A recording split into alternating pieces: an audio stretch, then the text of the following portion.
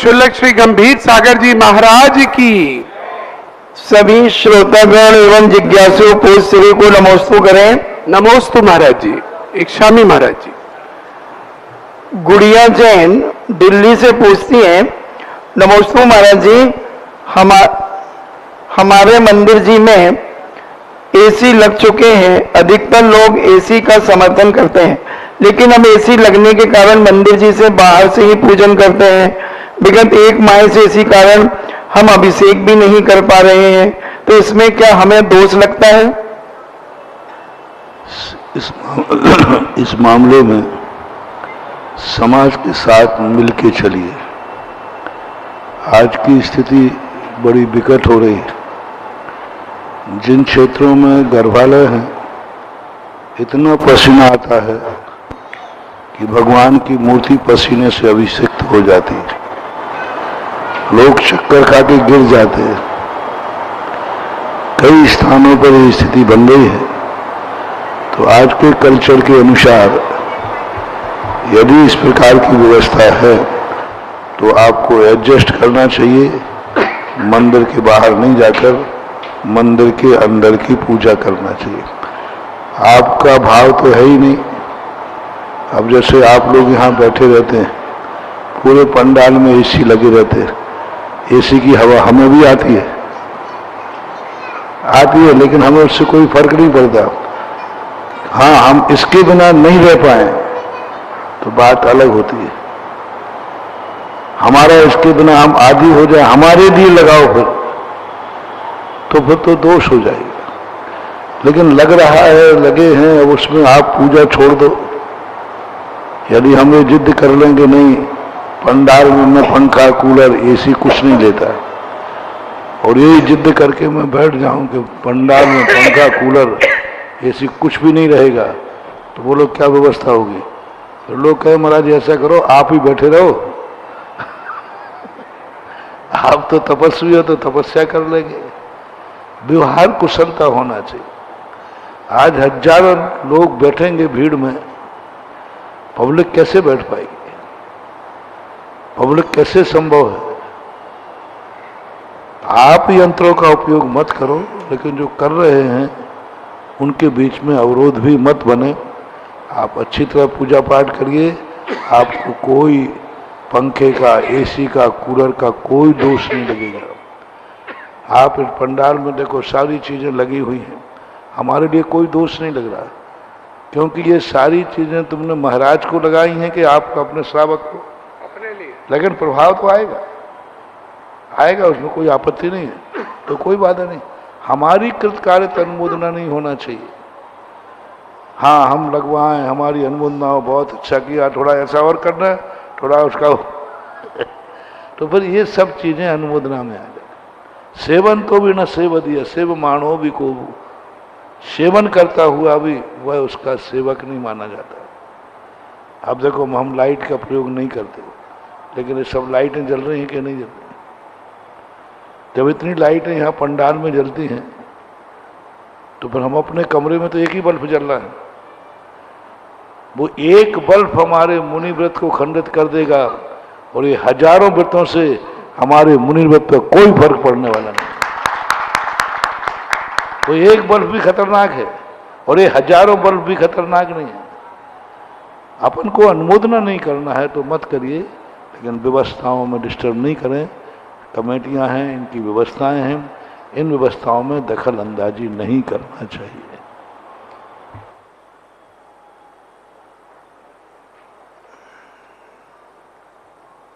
श्रीमती विनीता जैन भोपाल से पूछती है, नमोस्तु महाराज जी, एक महिला बोल रही थी कि जब हम हाथ से जाप देते हैं तो अंगूठे की बगल वाली ने तर्जनी उंगली का प्रयोग नहीं करना चाहिए, मध्यमा, अनामिका, कनिष्ठा उंगली का प्रयोग करके जाप देना चाहिए, तो क्या यह सही है? या तो अंगुष्ठ का प्रयोग करना, 2 हाथ है अपने, कनिष्ठा का उपयोग नहीं करिए। लेकिन ये 9 बार आएंगे तो यहाँ 12 नंबर पे आएगा, 12 नंबर 108। एक हाथ में आप 3 का प्रयोग, मतलब नमोकार मंत्र 3 से फेरिए। लेकिन जब यहाँ बढ़ेंगे तो यहाँ आपको 12 नंबर अंगूठे तक जाएगा। तर्जनी को छोड़ करके अंगुष्ठ को लेने में कोई बाधा नहीं।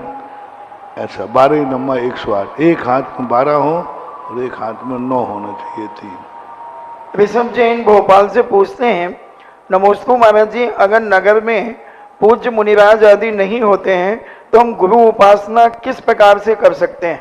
भावनात्मक, जहाँ भी गुरु हैं, साधु हैं, स्वस्थ रहें, निरंतर आहार हो, सबकी वैयावृत्ति हो, धर्म की प्रभावना हो, भावनात्मक चिंतन करके, भावनात्मक विचार करके उनके प्रति हम 9 बार नमोकार मंत्र पढ़ के मन से हम वैयावृत्ति कर सकते हैं।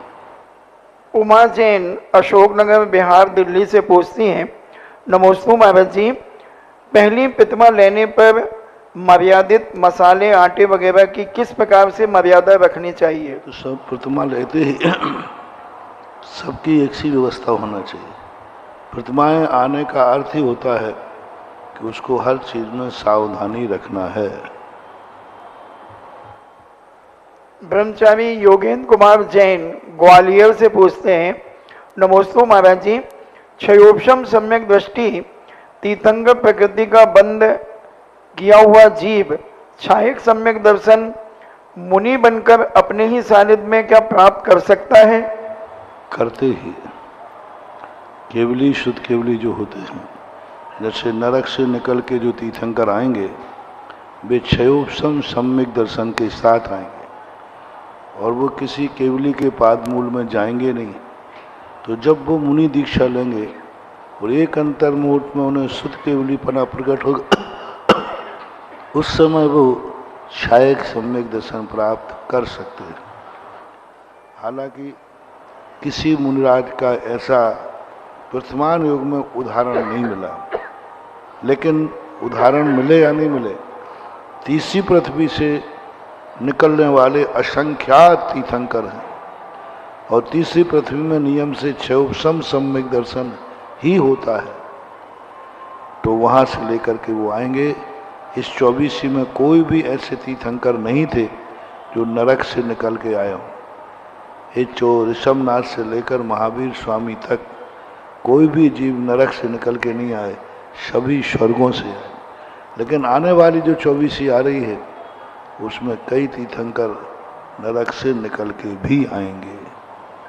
नकुल जैन रावत भाटा से पूछते हैं, नमोस्तु महाराज जी, प्रमत्त संयत गुणस्थान का उत्कृष्ट समय क्या अंतर्भूत होता है? अगर हाँ तो मुनिराज आहार विहार आदि क्रिया में 7वें गुणस्थान में आ सकते हैं क्या? 6ठे गुणस्थान से लेकर के 13वें गुणस्थान को छोड़ करके सभी गुणस्थानों का काल अंतर मुहूर्त है। 13वें गुणस्थान से नीचे का जो काल है वो काल देशवृत्ति का 8 वर्ष अंतर मुहूर्त का 1 पूर्व कोटि, चतुर्थ का भी मनुष्यों में इतना ही है। लेकिन महावृत्तियों का 6ठे गुणस्थान का काल अंतर मुहूर्त, उससे आधा अप्रमत्त गुणस्थान का होता, उससे आधा अप्रमत्त गुणस्थान का, उससे आधा अष्टम, ऐसे आधा आधा करके 13वें गुणस्थान का काल फिर 8 वर्ष अंतर मुहूर्त कम 1 पूर्व कोटि वर्ष हो सकता है।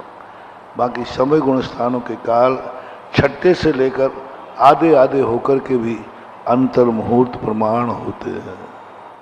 राजीव जैन अमरपाटन से पूछते हैं, नमोस्तु महाराज जी, वर्तना और काल में क्या अंतर है? वर्तना एक क्रिया है, काल एक द्रव्य है। वर्तना काल की क्रिया है, जैसे ज्ञान गुण है और जानना क्रिया है। तो वर्तना जो आती है पर्याय में होती है, वर्तना पर्याय से होती है। द्रव्य में वर्तना होती है, लेकिन जो वर्तना है वह पर्याय है। एक समय वर्ती जो वर्तना है वह पर्याय कहलाती है। इसलिए वर्तना आदि ये सब पर्याय हैं और पर्यायों का जो स्वरूप है वो द्रव्य से बिल्कुल भिन्न होता है। वर्तना व्यतिरेकणी होती है, द्रव्य शाश्वत होता है। वर्तना में परिवर्तन वर्त रहा है, जा रहा है, कंटिन्यू लर्निंग, एक साथ रेगुलर वर्क करता रहता है, ऐसा मतलब है। शीलचंद जैन अर्जुन खिरिया से पूछते हैं, गुरुदेव के चरणों में बारंबार नमोस्तु। गुरुदेव, वृद्ध अवस्था में आंखों से न दिखने के कारण हम पूजन मौखिक कर लेते हैं, यदि उसमें कुछ गलतियां हो जाती हैं, त्रुटि हो जाती है, तो क्या उसका हमें कोई दोष लगता है? यदि गलती का महसूस हो तो सुधार कर लेना चाहिए। वैभव काला सूरज से पूछते हैं, नमोस्तु महाराज जी, इस संसार को कौन चलाता है, भगवान या प्रकृति? न भगवान चलाता है न प्रकृति चलाती है। एक स्वयं संसार होता है, प्रत्येक वस्तु का स्वयं संसार होता है, जिसमें मूल रूप से जीव और पुद्गल का एक पर संसार है और एक स्वयं संसार है। स्वयं संसार की व्यवस्था स्वयं बनाता है, पर संसार कोई चीज होती नहीं, सबके अपने अपने संसार हैं, स्वयं ही करता है। वो आते ना, 14 राजू तंग नव लोक पुरुष संठान, तामे जीव अनादि से ब्रह्मत है वे ज्ञान। और इसी में आया है, किन्हू न करे न धरे को, षड द्रव्य मयी न हरे को। कोई इसका करता धरता नहीं है, निमित्त और उपादान मिलकर के इस सृष्टि का निर्माण करते हैं। कोई करने वाला भी नहीं है, हारने वाला भी नहीं है, बचाने वाला भी नहीं। राजन जैन मेरठ से पूछते हैं, नमोस्तु गुरुदेव, क्या सभी भव्य जीवों का मोक्ष जाना निश्चित है? गुरुदेव, दर्शन मोहिनी का क्षयोपशम कैसे होता है और चारित्र मोहिनी का क्षयोपशम कैसे हो सकता है? इसी के लिए तो ये सारा पुरुषार्थ है। जब कोई व्यक्ति ऐसे पवित्र अदृश्य मार्ग के चलने के लिए मन बनाता है, उसकी लब्धियां शुरू हो जाती हैं। जब वो संसार से ऊब जाता है, पुण्य से, पाप से नहीं, पुण्य कर्म के उदय से, संसार के विषय भोग उसे आकुलित करने लग जाते हैं, छटपटाने लग जाता है। पुण्य का वैभव उसे नरक का द्वार दिखने लग जाता है। पंच इंद्रियों के विषय विष मिले पकवान के समान महसूस होने लग जाते हैं। उसके मन में ये परिणाम आता है कि ये पुण्य का उदय हमारे लिए हायतकारी है, मुझे इस संसार में नहीं रहना है। फिर कहाँ जाओगे वो मुझे पता नहीं है। ऐसा परिणाम जो आता है, पुण्य के उदय में आना चाहिए।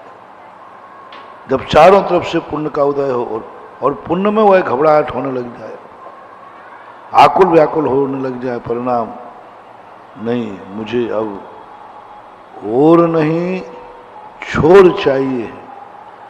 संसार सागर में तैरते तैरते, पूज्य गुरुदेव की पंक्तियां हैं, संसार सागर में तैरते तैरते हाथ भर आए हैं प्रभु, शिथिलता का अनुभव हो रहा है।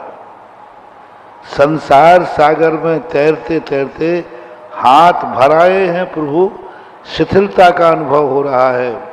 अब और नहीं छोर चाहिए है, अब घोर नहीं भोर चाहिए। ऐसे परिणति जब अंदर से जागती है, तब वह सम्यक दर्शन के अभिमुख होता है।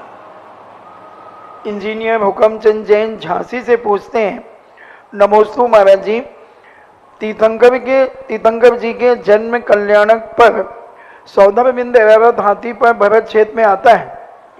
हाथी का आकार 1 लाख योजन होता है, परंतु भरत क्षेत्र का आकार तो 526 सही 6/19 योजन है। तो भरत क्षेत्र में एरावत हाथी कैसे समाता होगा? छोटा होता जाता है, बड़ा हो जाता है, छोटा कर लेते शरीर को छोटा कर लेते, बड़ा कर लेते। दूसरी बात, शास्त्रों में यह आया है कि हाथी को आकाश में ही छोड़ के आता है, नीचे नहीं लाता। नीचे वो स्वयं विक्रिया से आता है, हाथी को आकाश में छोड़ देता है, ऐसा। श्रीमती माधवी जैन बनगांव दमोह से पूछती हैं, नमोस्तु महाराज जी, स्यादवाद किसे कहते हैं तथा सप्तभंगी न्याय किसे कहते हैं? किसी वस्तु को सापेक्ष कथन करना वह शादवाद कहलाता है। शाद यानी यह भी है, यह भी है। शब्दभंगी शादवाद के ही रूप है। कथन करने के लिए शब्दभंगी है।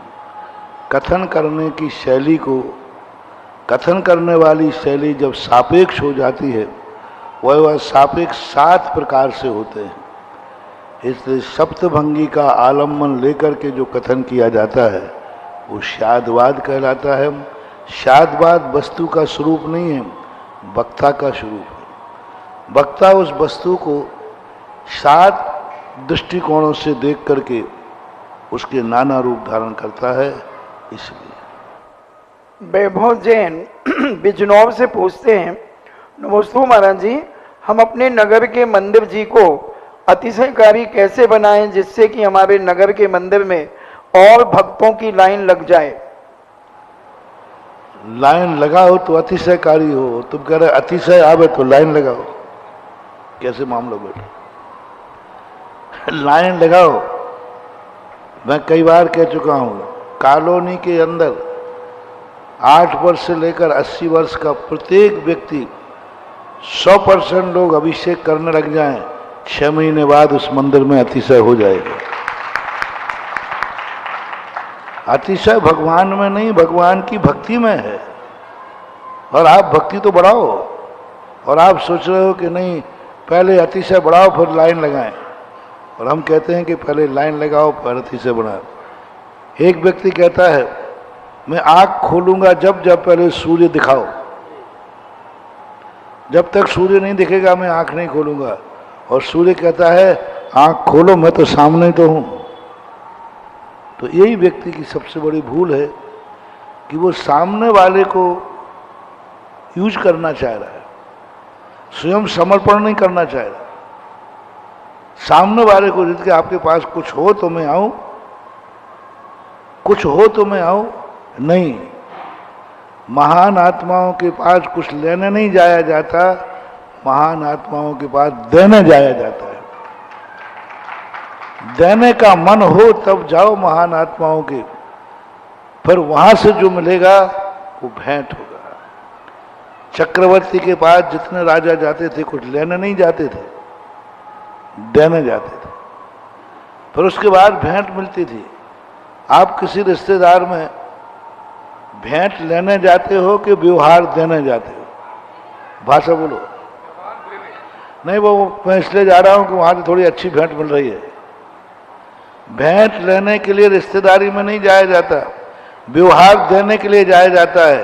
ये बात अलग है कि बाद में भेंट आपको मिलती है। ऐसा ही देव साध गुरु के सामने आप व्यवहार देने के लिए जाइए, मेरा देने का मन है, फिर वहां से जो मिलेगा वो भेंट तो मिलती ही है, मिलता ही चाहिए।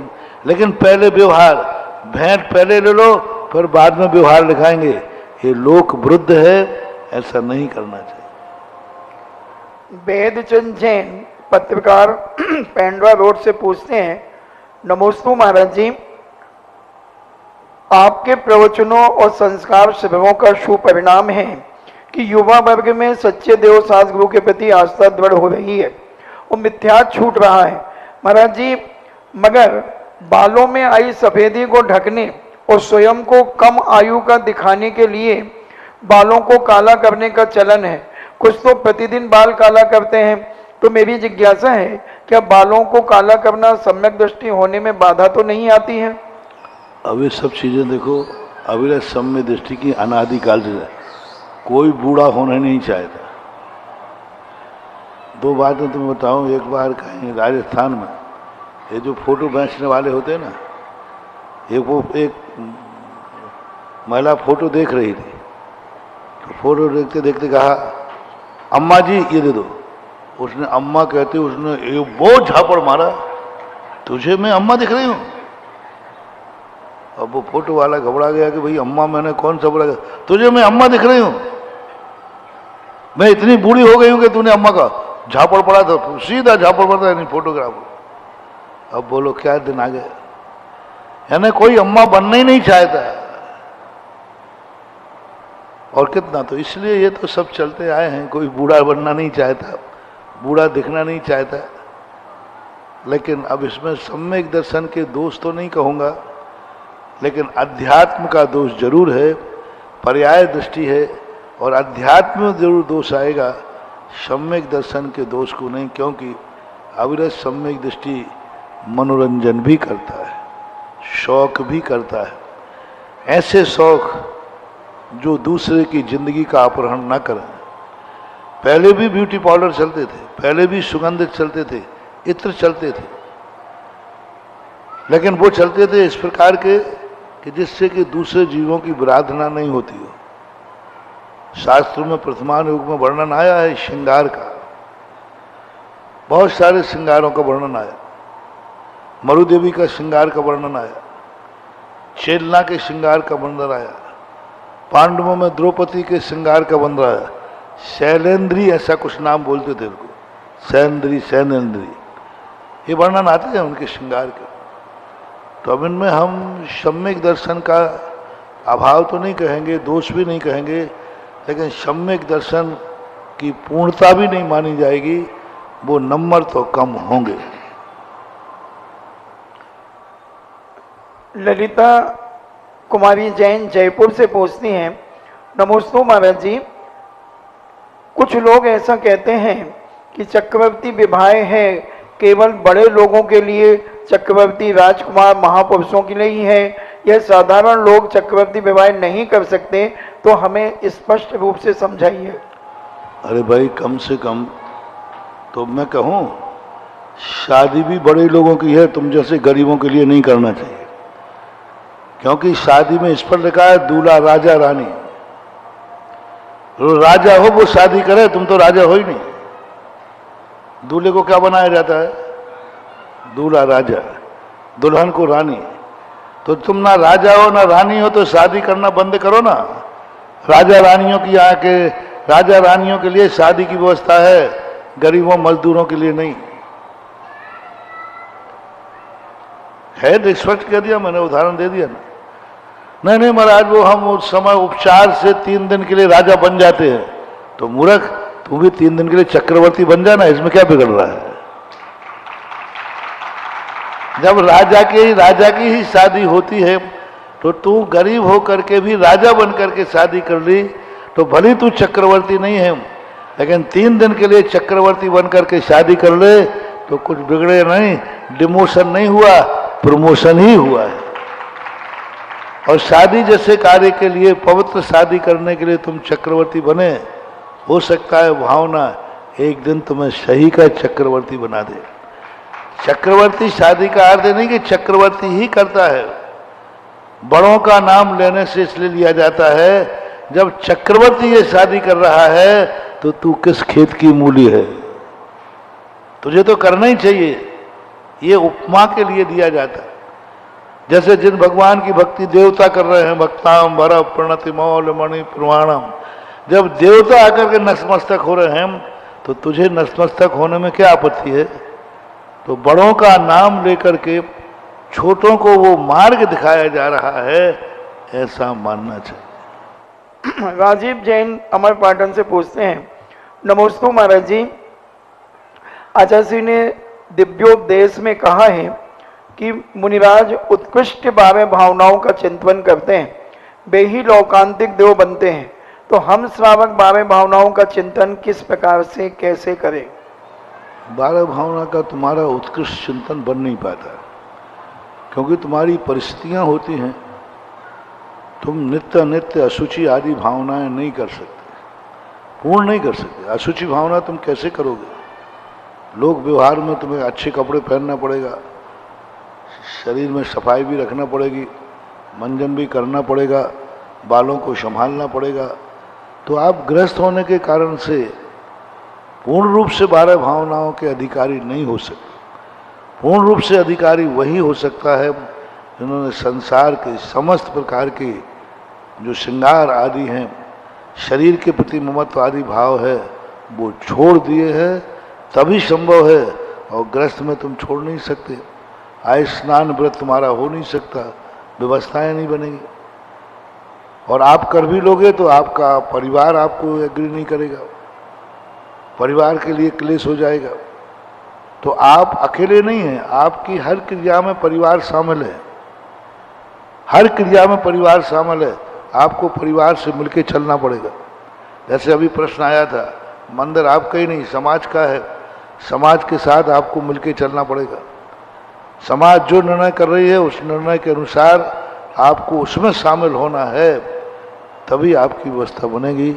इसलिए गृहस्थ 12 भावना भाने का अधिकारी तो है, लेकिन उत्कृष्ट रूप से नहीं भा पाता। श्रीमती चंदा जैन आष्टा से पूछती हैं, नमोस्तु महाराज जी, बहु आरंभ से नरक आयु का कर्मबंध और आश्रय होता है, ये किस प्रकार घटित होता है?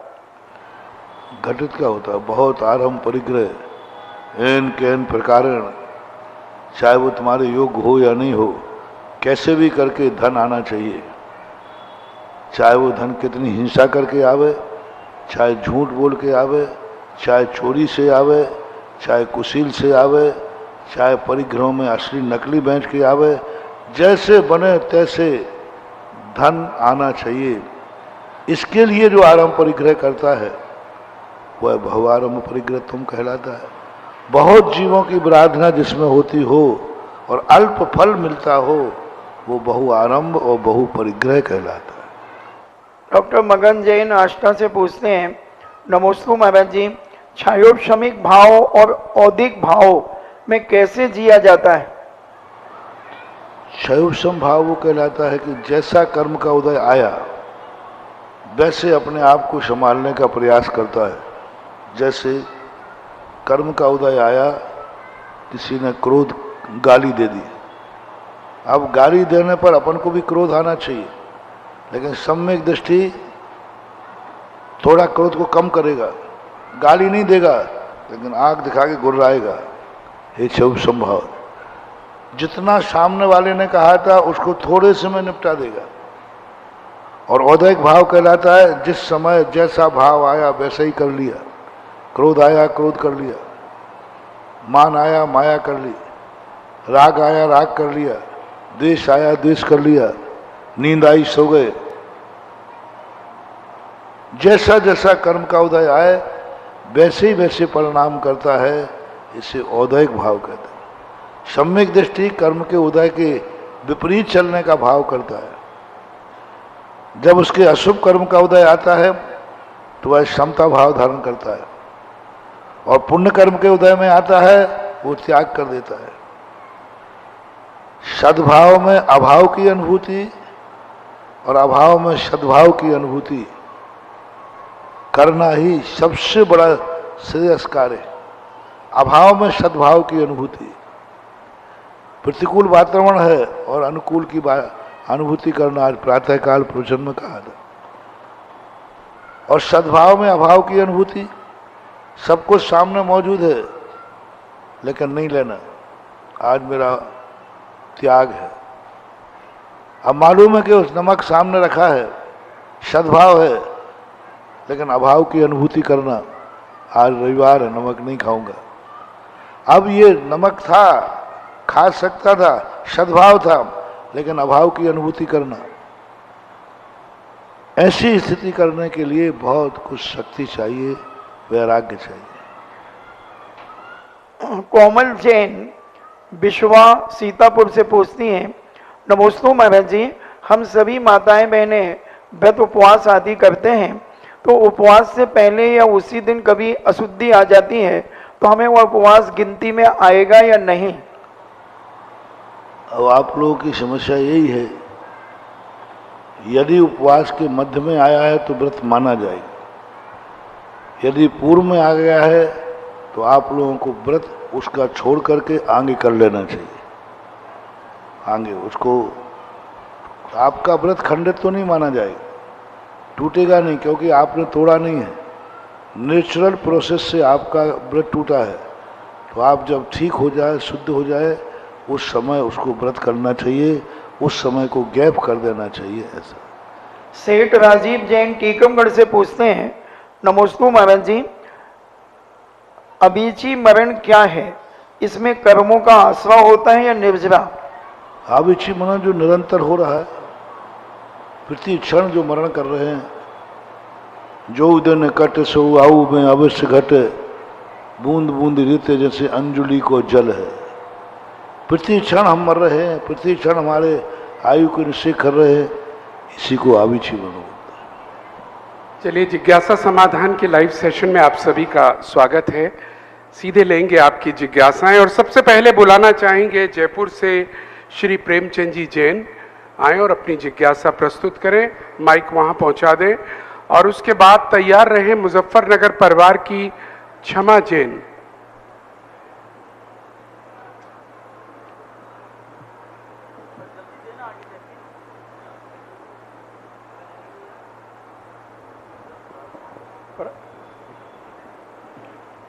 परम पूज्य सुधा सागर जी मुनिराज के चरणों में नमोस्तु नमोस्तु नमोस्तु। महाराज श्री, मेरा प्रश्न है कि विदेश क्षेत्र में 20 तीर्थंकर विद्यमान आप बताते हैं, तो ये क्या सब 20 तीर्थंकर हमेशा कब से विद्यमान है और कब तक विद्यमान रहेंगे, या सब एक साथ विद्यमान है क्या? और क्या इनका मोक्ष नहीं होगा क्या? किनका? 20 तीर्थंकर है, तीर्थंकर अपने वर्तमान के तीर्थंकर सब मोक्ष गए एक के बाद एक, एक बाद एक, और ये 20 तीर्थंकर आप कह रहे हैं बहुत टाइम से विद्यमान हैं। नहीं जाएंगे उनका मोक्ष, क्योंकि कोई भी 5 कल्याणक वाला तीर्थंकर बनता है, कम से कम 30 वर्ष के बाद उसका केवल ज्ञान हो सकता है। 30 वर्ष के पहले वो दीक्षा नहीं लेते 5 कल्याणक वाले, तो वहाँ और एक पूर्ण कोटि वर्ष तक उनका रह सकते हैं, उसके बाद परिवर्तनशील होंगे। वर्तमान में अभी 20 हैं। महावीर स्वामी को जिस समय मोक्ष हुआ उस समय उन्होंने 20 की संख्या थी, तो विद्यमान इसलिए कहते हैं। और ये भी उन्होंने कहा कि अंगला तीर्थंकर जब तक नहीं होंगे तब तक 20 ही बने रहेंगे, क्योंकि एक पूर्ण कोटि वर्ष में अभी तो अंगले तीर्थंकर को कितने 84,000 वर्ष, अब तो 2,000-2,500 और निकाल लो तो 82-83,000 वर्ष बाद तीर्थंकर होंगे, और एक पूर्ण कोटि वर्ष की उम्र लेकर के वो तीर्थंकर बने हैं। तो अभी आगे वाले महापद्म नाम के तीर्थंकर यही 20 तीर्थंकर रह सकते हैं, घटेंगे नहीं। विद्यमान का अर्थ वहाँ लेना, वर्तमान में विद्यमान सदा 20 तो रहेंगे। विद्यमान का अर्थ प्रेजेंट पोजीशन नहीं, आज ही 20 है ऐसा नहीं। विद्यमान का अर्थ है 20 तो कम से कम रहेंगे ही रहेंगे। तो वहाँ विद्यमान अर्थ शाश्वत के अर्थ में आया है, ना कि प्रेजेंट पोजीशन के अंतर में आता है। आज 20 हैं सदा के लिए। जब 160 तीर्थंकर थे तब भी यही कहा जाएगा विद्यमान 20 तीर्थंकर, क्योंकि 20 की संख्या से कम कभी नहीं हो सकते, ज्यादा हो सकते। महाराज श्री, इनका मोक्ष नहीं होगा क्या? होगा ना, पक्का है, होगा। इसका कोई शास्त्र प्रमाण है निश्चित कब तक कैसा मोक्ष होगा? बता दिया ना हमने, एक पूर्ण कोटि वर्ष में 30 वर्ष कम कर दीजिए, इतने काल का अधिकतम, इतने काल तक ही वो अरहंत पद पर रहेंगे। इस काल के बाद उनको मोक्ष जाना ही जाना है, मोक्ष होता ही है नियम से। चलिएगा, क्षमा जी, आपका प्रश्न। मुजफ्फरनगर परिवार एक बड़ा ही धार्मिक परिवार, मित्रों, जिन्होंने चमलेश्वर पार्श्वनाथ में जिनके परिवार ने अतिशय दिखाया, दान की महिमा दिखाई, ऐसा परिवार हमारे मध्य है। जोरदार तालियों के साथ इस परिवार का दूसरी बात है, जो तीर्थंकर मोक्ष जाएंगे ना, उसी नाम के दूसरे तीर्थंकर वहाँ उत्पन्न हो जाएंगे कहीं ना कहीं। ये 32 नगरियाँ होती हैं, है ना, 32 क्षेत्र हैं। 32 क्षेत्रों को 4 भागों में बांटा गया। एक मेरू पर्वत बीच में है, और मेरू पर्वत से एक नदी निकलती है शीतोदा, तो वो 4 भाग कर देते हैं विधेय के। 8 एक तरफ विधेय हैं, 8 एक तरफ, तो 4 भागों में एक एक तीर्थंकर सदा विराजमान रहेंगे। ये मेरू पर्वत बीच में, इसके 2 भाग हो गए, इसमें से एक नदी निकलेगी इसमें, तो इसके 2 भाग। एक भाग में एक तीर्थंकर सदा रहेगा। मेरू कितने हैं? 5, तो 5 मेरू संबंधी 20 तीर्थंकर हमेशा विराजमान। ये मोक्ष चले जाएंगे, 8 नगरियां खाली, अभी 7 खाली, उन 7 में किसी में उत्पन्न हो जाएंगे, संख्या बराबर बनी रहेगी। चलिए क्षमा जी, और उसके बाद तैयार रहिएगा राजीव जैन जी आगरा। मम हृदय वेदी पर विराजमान गुरुदेव के चरणों में कोटि कोटि नमोस्तु नमोस्तु नमोस्तु। क्षुल्लक श्री महाराज के चरणों में इच्छामि। हे गुरुदेव, वात्सल्य, करुणा और मोह में क्या अंतर है? और आज के समय में माता पिता अपनी संतान को अत्यधिक मोह देते हैं, शायद जिससे कहीं ना कहीं वे दिशा विहीन हो रहे हैं। तो माता पिता को अपनी संतान के प्रति मोह रखना चाहिए या वात्सल्य रखना चाहिए? वो मोह जो है वो स्वार्थ से किया जाता है, वात्सल्य जो है साधर्मी से किया जाता है, करुणा जो है जो पुण्यहीन होते हैं उनसे, क्लिष्टेषु जीवेषु कृपा परत्तम, दुखी जीवों पर करुणा की जाती है, साधर्मी से वात्सल्य किया जाता है, और स्वार्थ बुद्धि जहाँ आ जाती है वहाँ मोह उत्पन्न होता है। ये तीनों में अंतर जानना चाहिए। गृहस्थी मोह के रूप में ज़्यादा परिणत होती है, वात्सल्य के रूप में परिणत कम होता है, क्योंकि गृहस्थ जो है वात्सल्य जो है उतना नहीं कर पाता जितना मोह करता है। लेकिन यदि उसके अंदर वात्सल्य नहीं होगा तो सम्यक दर्शन से रहित होगा, तो उत्कृष्ट वात्सल्य न रख करके मध्यम वात्सल्य रखता है, लेकिन मोह तो उत्कृष्ट रूप से कहलाता है।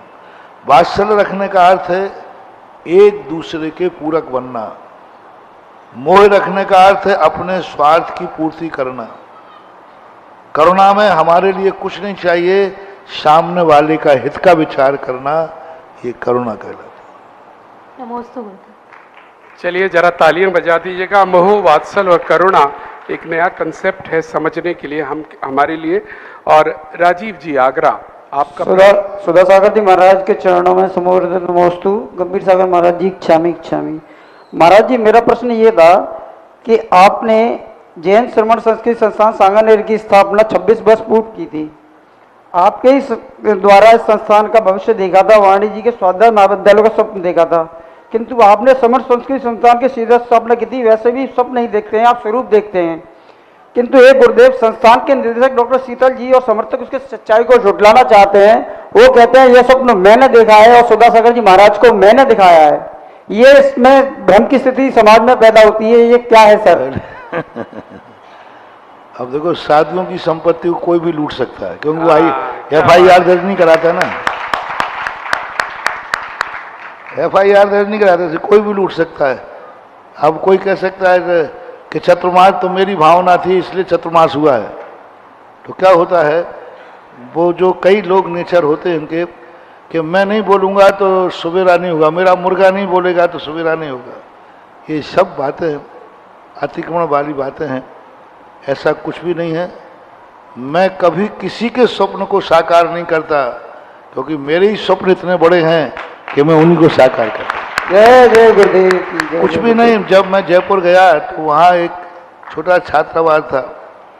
इतने सालों में मैंने कहा भाई इनमें तो बकरियां भी नहीं रहेंगी, तुम बच्चों को रख रहे हो। बकरियों के लायक भी नहीं था, और वो कोई की कल्पना नहीं थी, ना ऐसा कोई भाव था। वो एक दुर्घटना थी। दुर्घटना हमें तुम्हें मालूम होगा मेरा नेचर, दुर्घटनाओं से मेरा बहुत पुण्य बढ़ता है। कोई मुझे गाली दे देवे, कोई मेरी बुराई कर लेवे, कोई मेरा विरोध कर लेवे, और कोई ऐसा सामने, फिर उसके बाद मेरा पुण्य बढ़ता है। क्वालिटी मेरी अलग है, तुम्हारों की नहीं, पता नहीं। मेरी क्वालिटी है जब मेरा कोई विरोध करे, निगेटिव बोले, निंदा करे, उस समय मेरा पुण्य इतना बढ़ता है कि मैं खुद नहीं संभाल पाता। तो दुर्घटनाओं से मेरा ज्यादा पुण्य। एक छोटी सी दुर्घटना थी, कोई किसी का स्वप्न नहीं था, मेरे सामने किसी ने कुछ कभी कहा नहीं, और ना मेरे से कोई चर्चा की, ना चाहे वो बेनारा जी हो, चाहे शीतल जी हो, चाहे महावीर जी हो, चाहे राणा जी हो, किसी की भी कल्पना नहीं थी, और ना किसी ने स्वप्न दिया था। एक छोटी सी घटना घटी थी। वहाँ एक श्रमण संस्कृति विरोधी संस्थान है जो मुनियों की बुराई करता है। सामायिक से उठने के बाद जब मैं था तो एक बालक आया, वो रोने लगा। मैंने बेटा क्या बात है? बोले महाराज जी मैं यहाँ ऐसे स्थान पर पढ़ता हूँ। जैन था। और वहाँ एक न्याय दीपिका की किताब थी, पुस्तकालय से इशू कराई थी। उस पुस्तकालय की उस किताब में मुनि महाराज का फोटो रखा था, छपा हुआ था, छपते ही थे, संभवतः विमल सागर जी महाराज थे। उनकी 75वीं जयंती के उपलक्ष्य में बहुत सारे ग्रंथ छपे थे, उसमें महाराज का फोटो छपा था। देखना मुनि विरोध का कितना विरोध था। और जैन संस्था में, जिसे आप एकांतवादी कहते हैं, कंजाइस्ट कहते हैं, वहां जाकर के उन्होंने उस फोटो में, वहां के पढ़ाने वाले ने उस फोटो को फड़वाया, फड़वाने के बाद उससे फड़वा करके जमीन पर पड़ा और उसके पैर से कुचलवाया। मैंने कहा इतना मुनि के प्रति इतना विरोध है, इतना विरोध तो शायद कोई क्रिश्चियन और मुस्लिम भी नहीं करेगा। मुनि के पत्र चित्र के साथ भी इतना दुर्व्यवहार। वो तो कह के चला गया, मेरी उस दिन मेरी रात में नींद नहीं आई। मैंने कहा इस युग में पंचम काल में दिगंबर जैनियों की संस्था में मुनियों के प्रति इतना विरोध कि मुनि को नहीं मानना तो ठीक है, उनके चित्र को फाड़कर पैरों से कूदना। बस वही रात्रि में है, वो रात्रि में मैंने जागते हुए स्वप्न देखा कि कल सूर्य का उदय जब होगा, उस सूर्य के उदय के अस्त के साथ श्रमण संस्थान की स्थापना होगी। बस उस दुर्घटना ने हमारे आत्मा को आंदोलित कर दिया। मैंने कहा ना, मेरा जोश जागता है दुर्घटना पर। बस उस दिन का जो 2-2.25 घंटे का प्रवचन था, धुआंधार प्रवचन था, बस उसी 2 घंटे के प्रवचन ने श्रमण संस्थान की स्थापना की थी, यही। और फिर वही मेरी कल्पना थी कि अब मैं भारत में इसी जयपुर के अंदर मुनियों का सम्मान कराऊंगा और मुनियों की श्रमण। आज जैन मंदिरों में मुनियों का विरोध, जो मुनियों के मंदिर हैं, बस ये कल्पना थी। अब कोई अतिक्रमण करके यदि छीने, बहुत सारी हमारी संपत्तियां बहुत छीन ली लोगों ने, क्या करें। पंडित हमारा टाइटल था, आगम के अनुसार हमें पंडित कहा है, लेकिन वो उपाधि छीन ली हमारी। आजकल पंडित क्यों लगाने लगे, ग्रस्त। अब ये साक्षात अतिक्रमण है, सीधी गुंडागिरी है, सीधी दादागिरी है। किसी भी शास्त्र में पंडित जो लिखा है, उज्ज्वल भगवती आराधना प्रमाण में पंडित मुनि महाराज को कहते हैं। पंडित मरण के अंतर्गत उन्होंने दिया पंडित मरण, तो पंडित मरण की व्याख्या की पंडितों का मरण। फिर पंडित कौन होते हैं? जो 28 मूल धारण करने वाले होते हैं, उनको पंडित बोलते हैं। ये उपाधि तुमने छीन ली कि नहीं छीनी? आजकल के पंडितों की गुंडागिरी देखना, छीन लिया। दूसरा शब्द था हमारा मुमुक्षु। मुमुक्षु शब्द था। पूज्यवर समंत भद्र महाराज ने भक्ताम स्वयंभू स्तोत्र के अंदर 2 बार 3 बार मुमुक्षु शब्द किया। और मुमुक्षु शब्द मुनि को कहा जाता था। वो मुनि का मुमुक्षु शब्द सूद करके आज ग्रस्त लोग कहने लगे मुमुक्षु मंडल। मुमुक्षु अपने आप को कहने लगे। अब करूं क्या? महावीर स्वामी ने बांध दिया, नहीं तो मान हानि का दावा ठोकता, कोर्ट केस करता सीधा कि हमारी उपाधियां हैं मुनियों की। लेकिन ठीक है, चलो पलो पुसो। ये सब चीजें व्यर्थ ही हैं। कोई चीज को, हर व्यक्ति क्या होता है, जिसमें सफलता मिलने लग जाती है तो सोचता है ये श्रेय मुझे मिल जाए। ये और उनके जो चमचे होते हैं ना, जो भक्त लोग, वे चमचे लोग भी यही चाहते हैं कि ये चीज हमारा नाम आ जाए, इसमें आ जाए, इसमें हो जाए। इससे क्या होगा?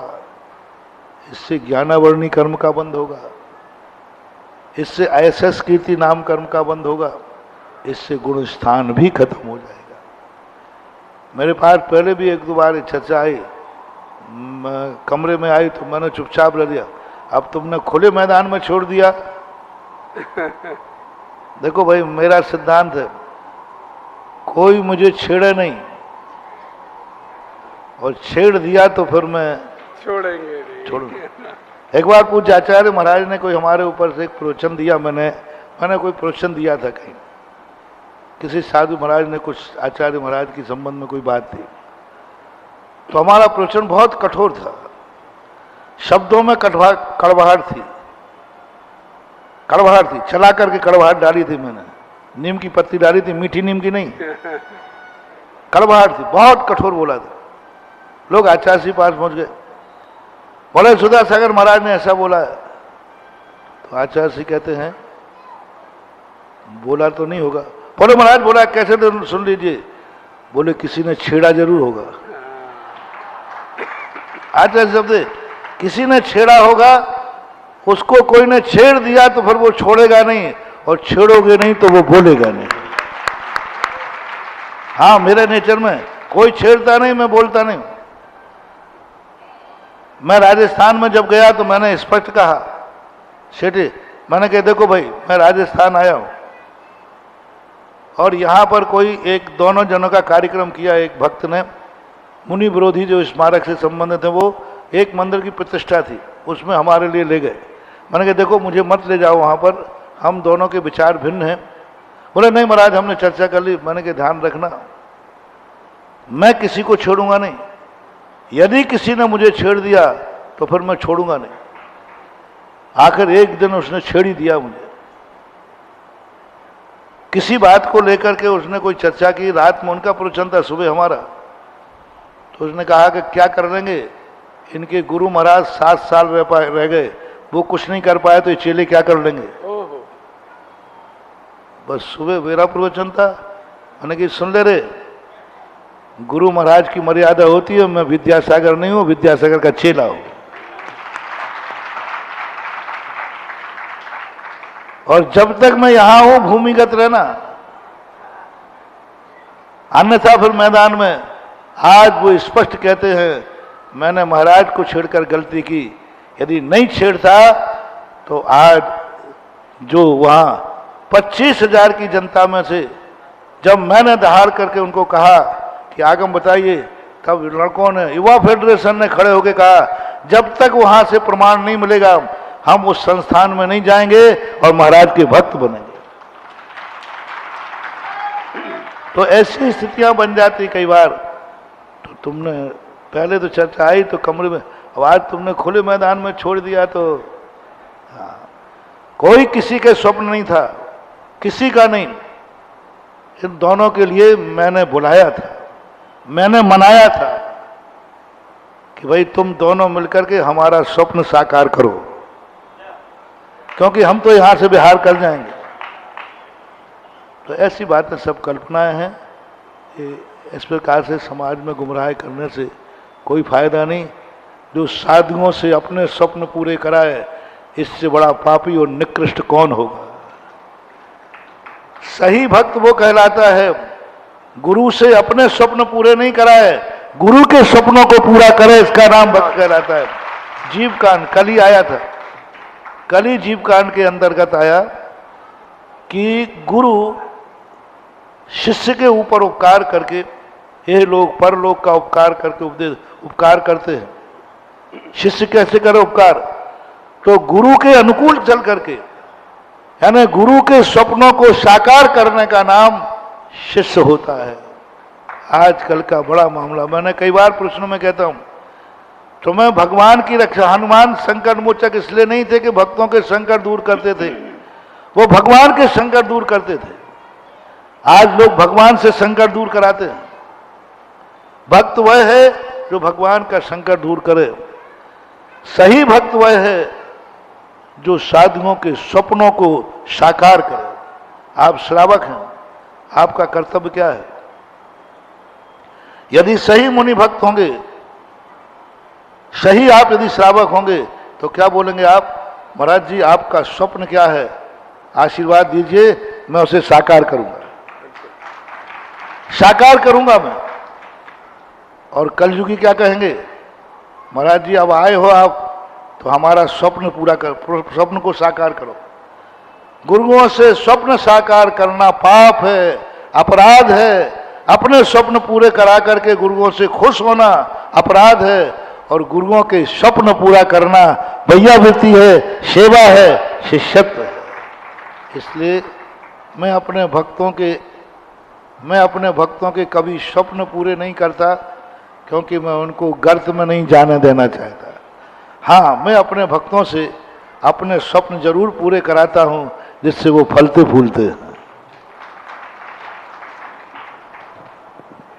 छेड़ोगे तो छोड़ूंगा नहीं, पूज्य गुरुदेव कहते हैं। और बिल्कुल सत्य है मित्रों, 1994 में पूज्य गुरुदेव ने सोचा भी नहीं था राजस्थान इतना लंबा काल रहेगा।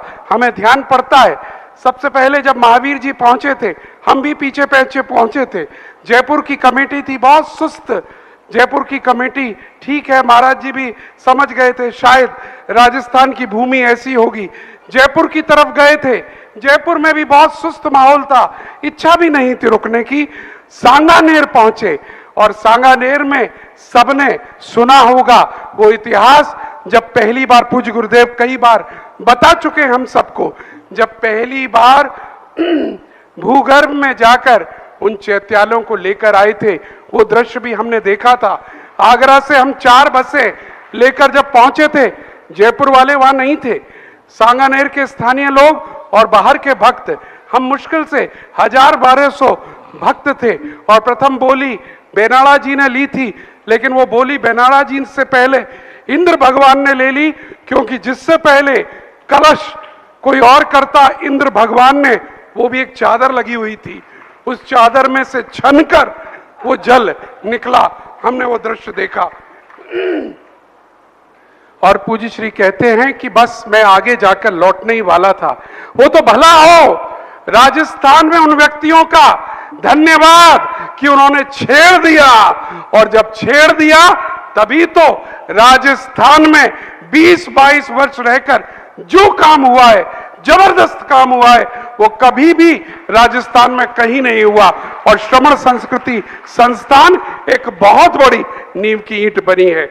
हमारे मध्य कोटा से श्रीमान हुकुम जी जैन काका यहाँ आए हुए हैं, जो दिगंबर जैन राजनीतिक चेतना मंच के राष्ट्रीय कार्याध्यक्ष भी हैं। हम उनका जोरदार तालियों के साथ स्वागत और अभिनंदन करते हैं और अनुरोध करते हैं आप अपनी बात को आगे रखेंगे। परम पूज्य निर्यापक शमन, यहाँ भी अभी 2-3 दिन पहले एक घटना घटी, यही घटना। बोले महाराज जी आपके आने से हमारा स्वप्न साकार हो गया। बोले हम बहुत दिन से स्वप्न देख रहे थे कि आगरा में कब तीर्थ क्षेत्र बनेगा। मैंने कहा गया काम से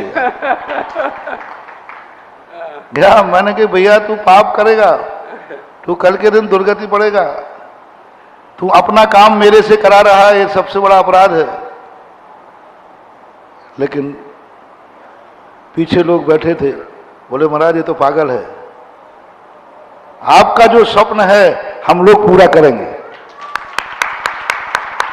आपने जो स्वप्न देखा है उसको हम पूरा करेंगे, आपसे हम अपना स्वप्न पूरा नहीं कराएंगे, हम आपका स्वप्न पूरा करेंगे।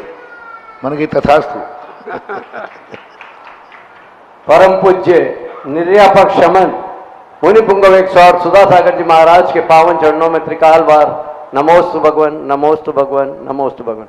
पूज्य महाराज श्री, मेरी जिज्ञासा है कि तीर्थ धर्म जिनायतन की रक्षा के लिए, उनके संरक्षण के लिए, संस्कृति के बचाने के लिए और संस्कृति के संरक्षण के लिए राजनीतिक वजूद अत्यंत आवश्यक होता है।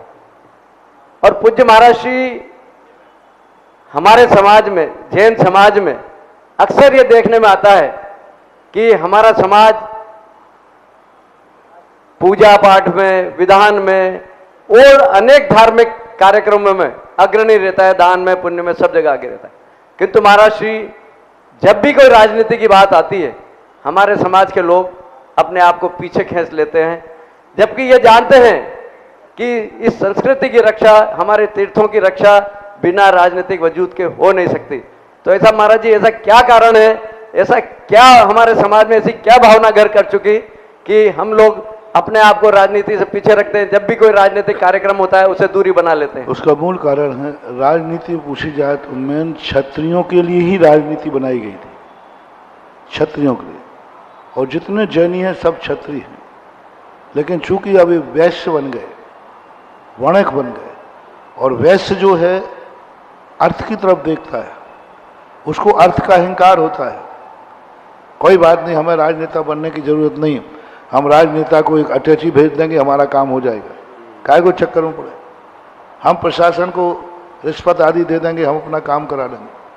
तो पैसे का जो गरूर आ रहा है, उस कारण से लोग राजनीति आदि से दूर भाग रहे हैं। वस्तुतः कायदा से जैनियों को सबसे ज्यादा राजनीति में आगे आना चाहिए,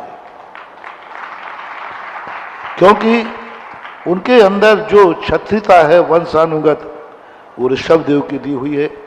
अभी परसों आपका अधिवेशन है, जब से इस बात की आवाज उठाई है, सारे भारत में बहुत चहल पहल मची है। हर जगह राजनीतिक दल तैयार हो रहे हैं, हर दिन राजनीतिक रूप से संगठन बन रहे हैं, गांव गांव में भी। इस चतुर्मास में ही पहली बार इस प्रसंग को उठाया, तो वस्तुतः इसका लाभ भी मिल रहा है। और परसों 15 तारीख को तो राजनीतिक का खुला मंच, खुला अधिवेशन, खुला रूप होगा। परसों के दिन इस सब पर विचार किया जाएगा विस्तार से। नमोस्तु महाराज जी, नमोस्तु। और हम भी इस मंच के माध्यम से आमंत्रित करना चाहेंगे भारत के सभी ऐसे प्रमुख नेतृत्व को जिन्हें आगे सभी राज्यों में जाकर कार्य करना है। अभी 6 राज्यों के चुनाव की तैयारी हो चुकी है, जिसमें 3 राज्य हमारे लिए बहुत इंपॉर्टेंट हैं, छत्तीसगढ़, मध्य प्रदेश और राजस्थान। इसके अलावा भी हमें आगे की तैयारी करनी है, जिस प्रकार से पूज्य श्री यहाँ पर कह रहे हैं।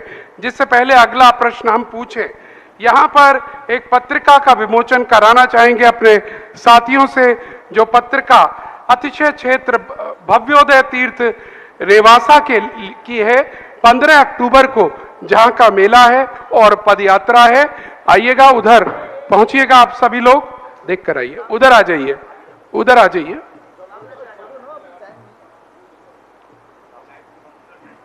और इसके बाद आ जाएं ताराचंद जी जैन, जयपुर। हाँ, जरा तालियों के साथ अनुमोदना। ताराचंद जी साहब को पहुंचा दीजिएगा माइक उधर। ये हाँ, पूछिए जल्दी, लास्ट क्वेश्चन है ये। महाराज श्री को त्यौहार नमोस्तु नमोस्तु नमोस्तु। महाराज श्री, मेरा प्रश्न है, भवन निर्माण में बहुत सारे जीवों की हिंसा होती है, तो उसका शाश्वत सम्मत क्या प्रायश्चित करना चाहिए, क्या होना चाहिए? भवन निर्माण में बहुत सारे जीवों की हिंसा होती है। पाप के लिए जो पाप किया जाता है वह हिंसा की कोटि में आता है। धर्म के लिए जो हिंसा करता नहीं होती है वह आरंभ परिग्रह की कोटि में नहीं आता। इसके लिए पूज्यवर समंत्रभद्र महाराज ने शावद लेशौ बहुपुण्य राशौ दोषाय नालम कणिका विशस्य। धर्म कार्य के लिए भवन मंदिर आदि जो बनते हैं, इनमें जो हिंसा होती है वो बहुत, उसका दोष कम है, क्योंकि वो धर्म के लिए की जा रहा है और धर्म का लाभ ज्यादा है।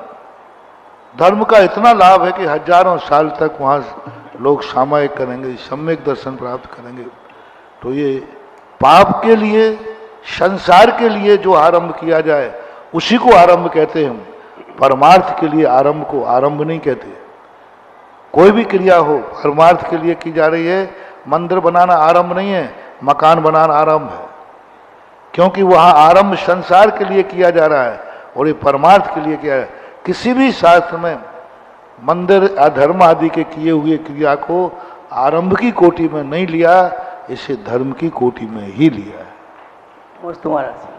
चलिएगा, एक सूचना के साथ आगे बढ़ना चाहेंगे और सूचना ये है, पूज्य छुल्लक श्री के मंगल प्रेरणा से एक बहुत सुंदर प्रतियोगिता आयोजित हुई थी, जिसका नाम था महायोगी श्रमण, और उसमें काफी लोगों ने भाग लिया था और उसका पुरस्कार वितरण समारोह कल संध्या में जिज्ञासा समाधान के बाद प्रवचनों के अंतर्गत होगा।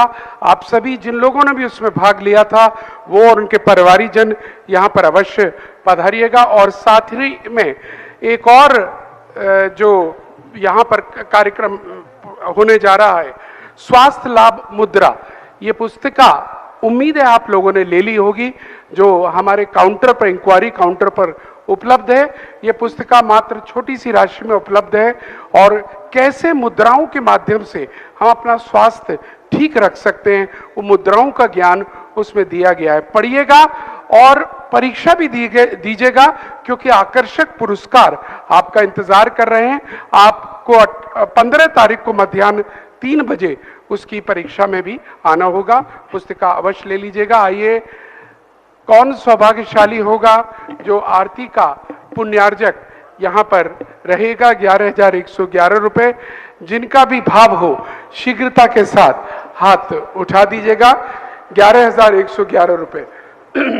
प्रथम पुण्यार्जक जिनके भी भाव हो, महिलाओं में भी हो सकते हैं, पुरुषों में भी हो सकते हैं, जो भी हो शीघ्रता करें। 11,111 रुपए।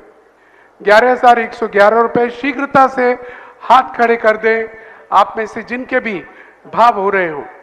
11,111 रुपए। शीघ्रता करें। 11,111 रुपए। आरती के पुण्यार्जक, आरती के पुण्यार्जक। अभी तक कोई नाम नहीं आया, हम ही बुला लेते हैं। हमारा एक रिजर्व नाम हमारे पास है, आदरणीय प्रदीप जी जैन, कटारिया ट्रांसपोर्ट। आ जाएं प्रथम, उनके लिए जरा तालियां बजा दीजिएगा। और दूसरे आरती के लिए भी अगर किन्हीं के भाव हो रहे हो आ सकते हैं। 11,111 रुपए मात्र में प्रदीप जी को प्रथम आरती दें। प्रदीप जी अकेले हैं या साथ में कोई है? चलिए आ जाइएगा। आप में से और किसी के भी भाव अगर हो रहे हो तो आ सकता है, मात्र 11,111 रुपए में। चलिए आरती हम प्रारंभ करेंगे, बाकी लोग सब नीचे से आरती करेंगे। प्रदीप जी और हमारी कमेटी के सारे साथी प्रदीप जी के साथ पहुंच जाएं और आरती सभी करेंगे। आइएगा दिलीप जी।